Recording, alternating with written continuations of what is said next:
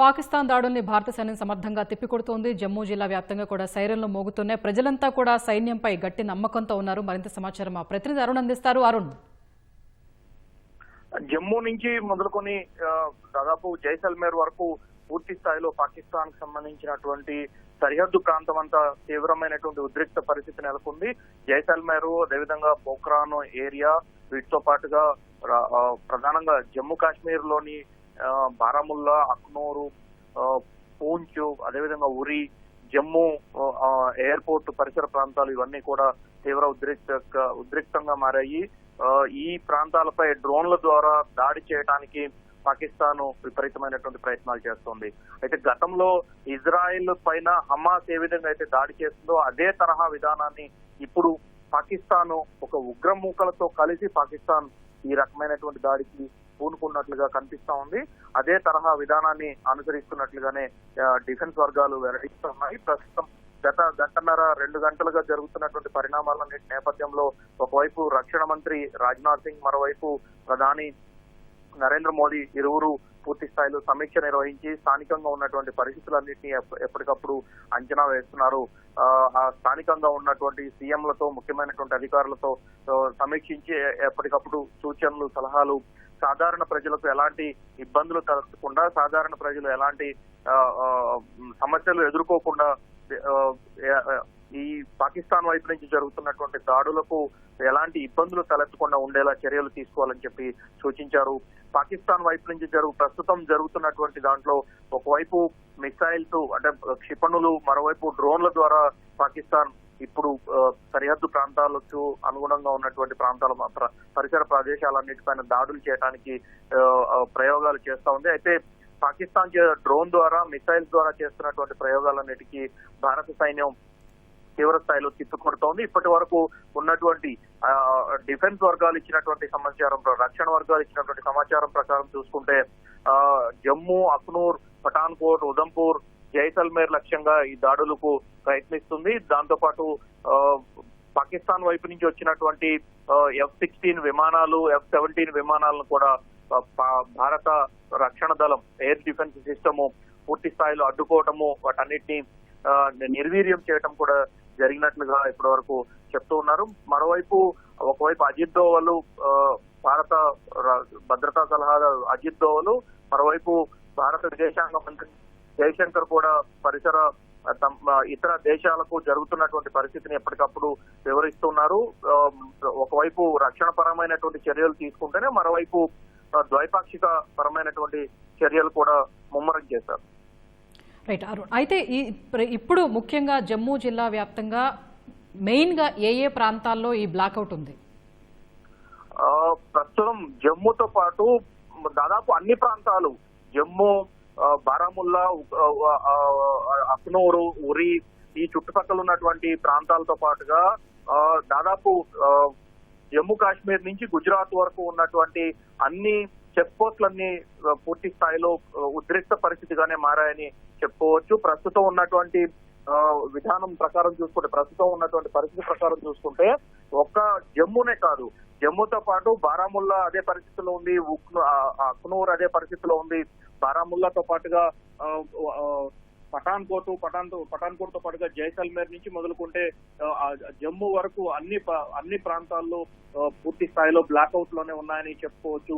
అమృత్సర్ పై దాడి చేసేందుకు ప్రయత్నించినటువంటి క్షిపణుల ద్వారా ప్రయత్నించి అమృత్సర్ స్వర్ణ దేవాలయంపై దాడి చేసేందుకు ప్రయత్నించినటువంటి మిసైల్స్ అన్నిటినీ భారత ఎయిర్ డిఫెన్స్ సిస్టమ్ ద్వారా అన్ని ఆపగలిగినట్లుగా తెలుస్తా ఉంది. అదే విషయాలన్నింటినీ కేంద్ర రక్షణ వర్గాలు, ఆర్మీ వర్గాలు కూడా ఖరారు చేస్తూ ఉన్నాయి. ఇప్పటి వరకు F-16 విమానాలు, F-17 విమానాల ద్వారా బాంబర్లను, అదేవిధంగా చిన్న మిసైల్స్ ను విడుదల చేయడానికి ప్రయత్నించినటువంటి పాకిస్తాన్ F-16 విమానాన్ని భారత సైన్యం విజయవంతంగా కూల్చివేసింది. దాంతో పాటుగా డ్రోన్స్ కు సంబంధించినటువంటి యాంటీ డ్రోన్ వ్యవస్థను కూడా యాక్టివ్ చేసి సరిహద్దు ప్రాంతాలు మొత్తం కూడా యాంటీ డ్రోన్ వ్యవస్థ ద్వారా పాకిస్తాన్ వైపు నుంచి డ్రోన్స్ ద్వారా వచ్చేటువంటి బాంబులన్నింటినీ ఎక్కడికక్కడ నిర్వీర్యం చేసే పరిస్థితి ఉంది. అయితే గతంలో హమాస్ ఏ విధంగా అయితే ఇజ్రాయెల్ పైన దాడి చేస్తుందో అదే తరహా విధానాన్ని ఇప్పుడు పాకిస్తాన్ అనుసరించినటువంటి పరిస్థితిని ఆకలింపు చేసుకున్నటువంటి భారత సైన్యం దాన్ని సమర్థవంతంగా ఎదుర్కోవటం కోసం అన్ని వ్యవస్థలను ప్రస్తుతం ఉపయోగించుకుంటా ఉంది. అయితే అరుణ్, ఇప్పటి వరకు పరిస్థితులు కనుక మనం గమనిస్తూ ఉంటే 2 గంటల నుంచి కూడా ప్రతి ఒక్క దాన్ని కూడా పాక్ నుంచి వస్తున్న ప్రతి దాడిని కూడా భారత సైన్యం చాలా సమర్థంగా తిప్పికొడుతోంది. F-16 కానీ లేదంటే ఇంకొక ఫైటర్ జెట్ని కానీ చాలా విజయవంతంగా కూల్చివేశాయి. ఇప్పుడు మనకున్న సమాచారం ప్రకారం లేదంటే ఒక అంచనా ప్రకారం ఇది కొనసాగుద్దని అనుకోవచ్చా? ప్రస్తుతం ఉన్నటువంటి పరిస్థితుల్లో అయితే పాకిస్తాన్ మరికొంతసేపు ఇదే పరిస్థితిని కొనసాగించడానికి ఆస్కారం కనిపిస్తా ఉంది. తమ వద్ద ఉన్నటువంటి వ్యవస్థలను ఇప్పటి వరకు కప్పిపుచ్చినటువంటి పాకిస్తాన్ ఇప్పుడు కుట్రపూరితంగా డ్రోన్స్ అదేవిధంగా హమాస్ తరహా విధానాన్ని పూర్తి స్థాయిలో అమలు చేస్తున్నటువంటి పరిస్థితి కనిపిస్తా ఉంది. ఇది మొత్తం సరిహద్దు ప్రాంతాలన్నిటిపైన దృష్టి సారించినటువంటి పాకిస్తాను ఆ విధానాన్ని జమ్మూ నుంచి మొదలుకొని కింది వరకు పూర్తి స్థాయిలో దీన్ని అమలు చేస్తుంది. దాన్ని ఈ రకమైనటువంటి వ్యవస్థలను అమలు చేయడానికి ఆస్కారం ఉందనే ఉద్దేశంతోనే ఇప్పటి వరకు భారత సైనిక వ్యవస్థలు మొత్తాన్ని కూడా సరిహద్దు ప్రాంతాల్లో మోహరించారు. ఈ రోజు మధ్యాహ్నం నుంచి S-400 వ్యవస్థలను అదేవిధంగా యాంటీ డ్రోన్ మిసైల్ వ్యవస్థలను అదేవిధంగా దాంతో పాటు ఎయిర్ డిఫెన్స్ కు సంబంధించినటువంటి వ్యవస్థలన్నింటినీ కూడా సైన్యము దాంతో పాటు వైమానిక దళాను మరోవైపు అరేబియా సముద్రంలో వైమానిక నావికా దళాన్ని కూడా పూర్తి స్థాయిలో సన్నద్ధం చేశారు. 3 సర్వీసులకు సంబంధించినటువంటి సేవలను ప్రస్తుతం భారత ప్రభుత్వం వినియోగిస్తా ఉంది. 3 సర్వీసులకు పూర్తి స్థాయి స్వేచ్ఛ ఇచ్చింది. ఎలాంటి పరిస్థితులనైనా ఎదుర్కొనడానికి సిద్ధంగా ఉండాలి అని చెప్పని ఇప్పటికే ప్రభుత్వం వైపు నుంచి ఇచ్చినటువంటి సూచనలు సలహాలతో భారత సైన్యం పూర్తి స్థాయిలో సన్నద్ధతతో వీటన్నిటిని అడ్డుకుంటున్నట్లుగానే తెలుస్తా ఉంది.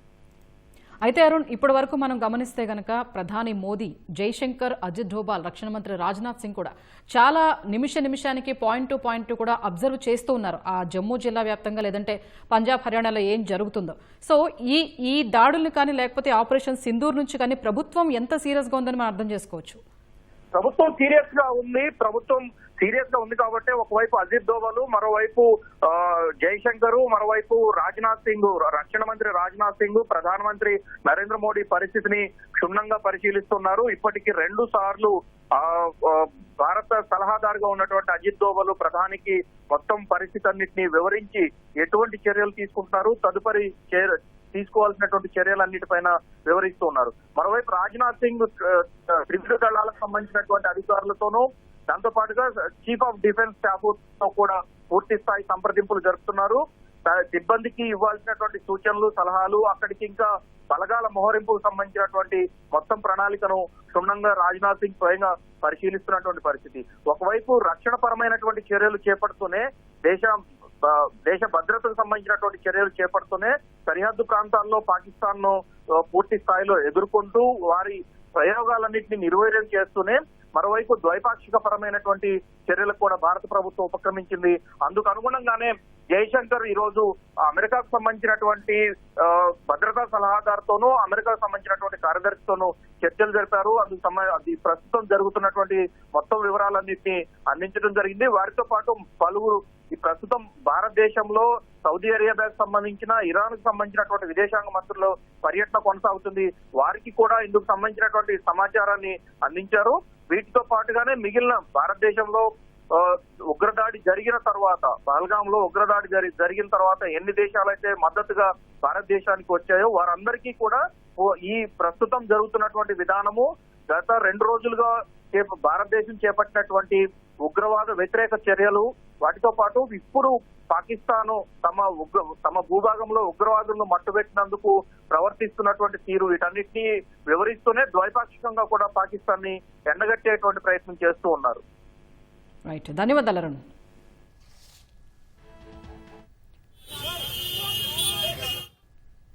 సరిహద్దుల్లో పాకిస్తాన్తో ఉద్రిక్త పరిస్థితుల నేపథ్యంలో ధర్మశాలలో జరుగుతున్న ఐపీఎల్ మ్యాచ్ అర్ధాంతరంగా నిలిపివేశారు. పంజాబ్, ఢిల్లీ మధ్య మ్యాచ్ జరుగుతుండగా రద్దు చేశారు.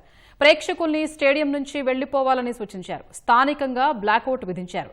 స్టేడియం నుంచి వెళుతున్న ప్రేక్షకులు పాకిస్తాన్ ముర్దాబాద్ అంటూ నినాదాలు చేసుకుంటూ బయటకు వెళ్లారు.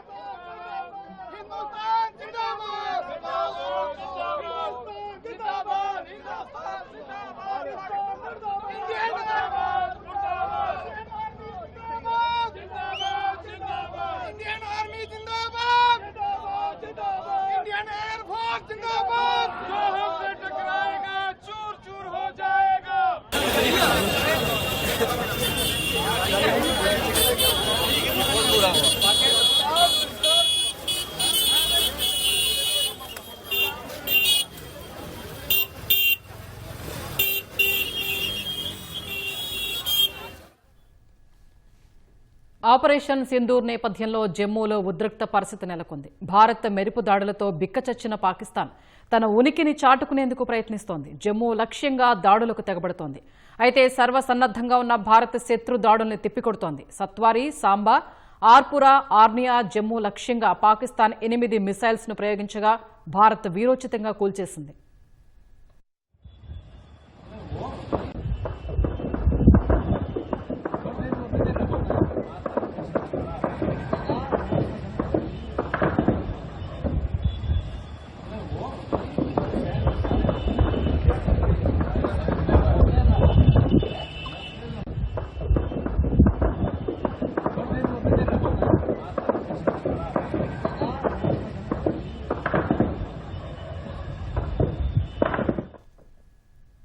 భారత్ పాకిస్తాన్ల మధ్య ఉద్రిక్తతలు మరింత తీవ్ర రూపం దాల్చాయి. జమ్మూ విమానాశ్రయం లక్ష్యంగా ఆత్మాహుతి డ్రోన్లతో పాకిస్తాన్ దాడులకు తెగబడుతోంది. పాకిస్తాన్ దాడులను సైన్యం ధీటుగా తిప్పికొడుతోంది. గగనతల రక్షణ వ్యవస్థలతో డ్రోన్ దాడుల్ని నిర్వీర్యం చేస్తోంది. జమ్మూ యూనివర్సిటీకి సమీపంలో 2 డ్రోన్లను ధ్వంసం చేసినట్లు సమాచారం. మొత్తంగా ఇప్పటివరకు 8 డ్రోన్లను నిర్వీర్యం చేసినట్లు తెలిసింది. ఈ దాడుల నేపథ్యంలో బికనీర్, జమ్మూ, కశ్మీర్, అఖ్నూర్, కిష్త్వార్, సాంబా సెక్టార్లో విద్యుత్ సరఫరా పూర్తిగా నిలిపివేశారు. జమ్మూ జిల్లా వ్యాప్తంగా సైరన్లు మోగుతున్నాయి. ప్రజలంతా ఇళ్లల్లోనే ఉండాలని సైన్యం హెచ్చరికలు జారీ చేసింది.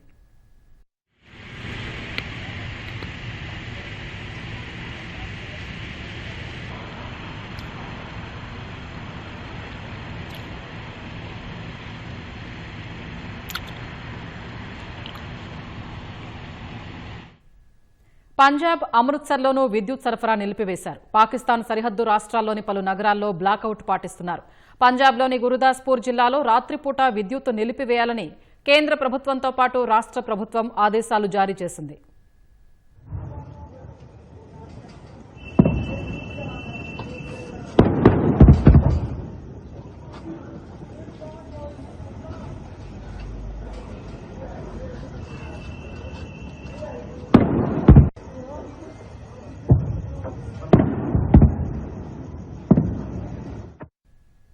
రాజస్థాన్లోని జైసల్మేర్లోనూ పలుచోట్ల పేలుళ్ల శబ్దాలు వినిపించాయి. భద్రతా దళాలు వెంటనే అప్రమత్తమయ్యాయి.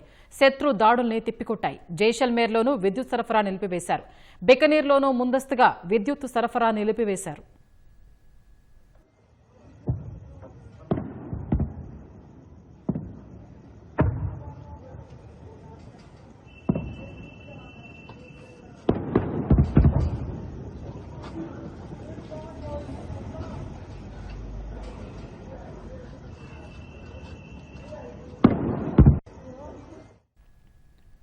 సరిహద్దుల్లో పాకిస్తాన్తో ఉద్రిక్త పరిస్థితుల నేపథ్యంలో ధర్మశాలలో జరుగుతున్న ఐపీఎల్ మ్యాచ్ అర్ధాంతరంగా నిలిపివేశారు. పంజాబ్, ఢిల్లీ మధ్య మ్యాచ్ జరుగుతుండగా రద్దు చేశారు.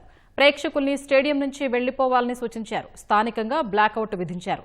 స్టేడియం నుంచి వెళుతున్న ప్రేక్షకులు పాకిస్తాన్ ముర్దాబాద్ అంటూ నినాదాలు చేసుకుంటూ బయటకు వెళ్లారు.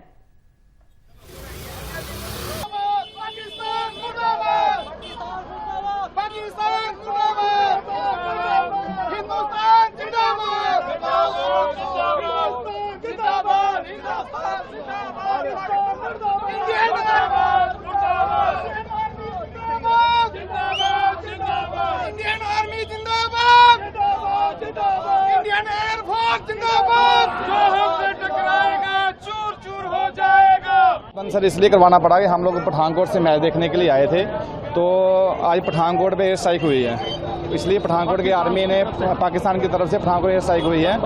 तो हमें मैसेज मिला कि पठानकोट इंडियन आर्मी ने उन जो एयर स्ट्राइक हुई है उनके बम्बों को उन्होंने डिफ्यूज कर दिया है। तो जहाँ पे मैसेज आ चुका है इसलिए इन्होंने, क्योंकि उनका हो सकता टारगेट स्टेडियम पे हो, क्योंकि आज पाकिस्तान के जो रावलपिंडी का स्टेडियम हमारे हिंदुस्तान के जो आर्मी वालों ने गिराया है, हो सकता है उनका स्टेडियम आज जहाँ पे पठानकोट पे जहाँ पे जो आज का मैच है जहाँ पे उनका टारगेट हो, तो इसलिए इन्होंने समय रहते ही समय रहते ही स्टेडियम को खाली करवा रही है कि सभी लोग। आपको लोगों में क्या डर का माहौल है यहाँ पर? हमारे यहाँ तो अभी सर इतना पैनिक नहीं है यहाँ पर, बट हमारे पठानकोट में ना हम बहुत ज्यादा पैनिक हो गया। वहाँ पे काफी सारे उन्होंने मिसाइलें वगैरह बम दागे हैं, बट हमारे इंडियन आर्मी ने मुंह तोड़ के जवाब दिया उनका। पर घर से हमें जैसे मैसेज आ रहा है तुरंत कि आप धर्मशाला पे रहना है, उधर बहुत बुरा हाल हो गया। 5-7 मिसाइलें चलाई हैं, उन्हें बम भी छोड़े हैं। तो इसलिए ये मैच कैंसिल किया और सरकार का बहुत अच्छा डिसीजन रहा है कि टाइम रहते हुए इसको बंद करवा दिया गया। हम लोग हिमाचल सरकार का धन्यवाद करते हैं, बहुत बहुत धन्यवाद करते हैं।